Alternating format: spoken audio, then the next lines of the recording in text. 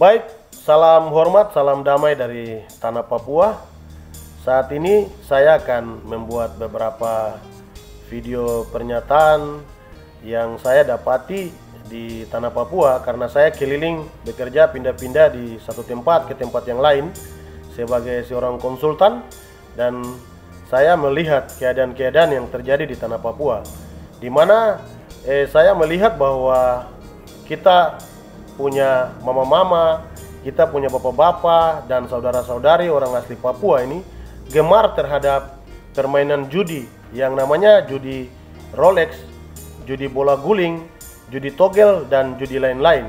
Dan saya melihat di sini ketika judi yang namanya judi Rolex itu, mama-mama ini bisa duduk berjam-jam hingga melupakan tugas pokok dari mereka, juga bapak-bapak. Sehingga mereka terputar-terputar hanya duduk di situ untuk bermain judi itu. Akhirnya mereka tidak melihat anak-anak mereka. Yang saya sangat sayangkan yaitu ketika anak-anak ini tumbuh, mereka akan tumbuh besar bukan menjadi anak-anak yang terdidik, namun anak-anak ini akan menjadi anak-anak yang pembuat onar atau pembuat kejahatan. Mereka akan menjadi begal, mereka menjadi anak-anak curanmor, mereka menjadi anak-anak pencuri, perampok, penjamret dan lain-lain. Sehingga tingkat kejahatan itu akan semakin meningkat. Karena yang saya dapati, setiap tempat yang melakukan atau membebaskan orang untuk bermain judi ini, orang-orang di daerah tersebut menjadi kejahatannya tambah meningkat, bukan tambah menurun. Dan kalau menurut saya, aparat keamanan yang bertugas di daerah tersebut pasti sudah tahu, karena kejahatan meningkat karena adanya kegiatan-kegiatan judi tersebut. Namun sepertinya mereka membiarkan hal-hal ini. Ya, akhirnya apakah memang mereka membiarkan karena mereka yang membackup barang itu, ataukah mereka mendapat jatah preman, kalau di sini bilang jatah preman dari barang-barang hal-hal tersebut. Nah, dari beberapa masyarakat yang saya temui dan saya minta keterangan, mereka katanya bilang ada aparat keamanan yang patroli-patroli kemudian mendapatkan jatah-jatah dari itu. Mereka biasa berapa jam gitu datang, dapat. Ya mungkin karena itu dan tidak ditegur oleh pemerintah setempat, akhirnya barang ini dibiarkan seperti dihalalkan gitu. Ya sayangnya kan mama-mama kita yang seharusnya pulang di rumah untuk masak, untuk anak-anak mereka harus urus untuk pergi ke sekolah dan lain-lain. Mereka tidak lagi melakukan hal itu, tetapi mereka duduk untuk bermain itu, judi itu, Rolex lah, judi togel lah, judi bola guling dan lain-lain. Dan ini sangat-sangat disayangkan ya, apalagi kita sebagai bapak-bapak atau orang tua. Itu dimana bapak-bapak ini duduk bisa dari pagi sampai malam, sampai bisa pagi lagi. Akhirnya mereka ketika tidak ada uang, mereka akan seperti orang-orang minta-minta gitu kalau mau dibilang. Mereka jalan ke satu tempat, ke keluarga yang satu, ke keluarga yang lain. Mereka minta, ternyata keluarga kasih, dipakai katanya bilang untuk makan, ternyata dipakai untuk pakai main judi lagi. Ya, yang disayangkan ketika keluarga kita atau mama dan bapak kita membiarkan hal-hal itu dan mereka melakukan terus, akhirnya anak-anak mereka ini akan tumbuh bukan sebagai anak-anak yang terdidik, anak-anak yang baik, namun mereka kebanyakan menjadi anak-anak pembuat kejahatan. Itu telah terbukti bahwa banyak di tanah Papua tingkat kejahatan terjadi karena pembiaran daripada mama-mama Papua, bapak-bapak Papua ini. Sehingga kita melihat bahwa anak-anak mereka menjadi begal, menjadi pencuri, menjadi pencopet, menjadi tukang minta-minta lah di jalan. Sehingga tingkat kejahatan ini semakin hari semakin bertambah atau meningkat. Dan saya berpikir bahwa tingkat kejahatan ini aparat keamanan ini mereka sudah tahu dan mereka punya data yang jelas ya kalau kita lihat. Namun seperti seolah-olah mereka biarkan hal tersebut terjadi. Apakah mereka mendapat jatah preman dari hal-hal demikian, judi demikian? Tapi ada beberapa orang atau masyarakat yang saya tanya, mereka bilang katanya memang patroli biasa datang-datang untuk mengambil japre-japre, jatah preman gitu. Ya, untuk itu saya mau pesan di sini saja bahwa sebagai aparat keamanan seharusnya Bapak dorang menjaga Kamtipmas. Sudah tahu bahwa barang itu akan menimbulkan hal-hal yang negatif, bukan hal-hal yang positif. Jadi remaja-remaja yang tumbuh karena tidak memiliki orang tua yang atur, akhirnya mereka buat kejahatan.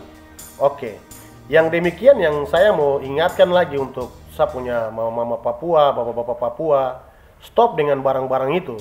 Karena kejahatan judi, Rolex dan lain-lain ini, itu bukan budaya nenek moyang kami orang Papua. Itu barang itu orang bawa datang dari luar sana untuk membodohkan kita dan untuk membuat kita menjadi malas. Jadi mama dan bapak dorang mari dengan saudara-saudari, dong harus paham itu bahwa barang ini bukan budaya Papua. Ingat, barang ini didatangkan untuk membodohkan kamu dan juga saya dan membuat sehingga kita malas. Padahal kalau mau dilihat, alam kita nih sangat kaya, alam kita nih luas, tanah subur. Mengapa kita harus mau berpatokan untuk mencari makan dengan hal-hal begitu? Lebih bagus kita berkebun, kita kaya, kita bisa makan sehari-hari dari hasil kebun kita.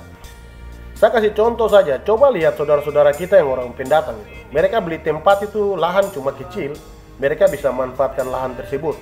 Mereka akan gunakan untuk menanam sayur mayur di situ, sehingga hasil yang mereka dapat itu mereka bisa pakai untuk makan pribadi mereka, bahkan mereka pakai untuk jual. Dan banyak mereka yang menjadi sukses karena bertani sebagai petani. Bagaimana kita yang punya tanah yang begitu luas besar ini, kita tidak bisa mencontohi hal-hal tersebut.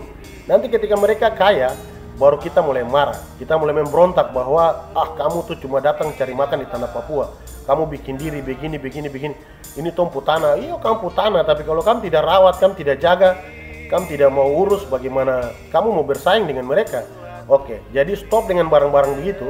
Mama-mama Papua, bapak-bapak Papua, pemuda-pemudi, mari, tompu alam ini sangat kaya.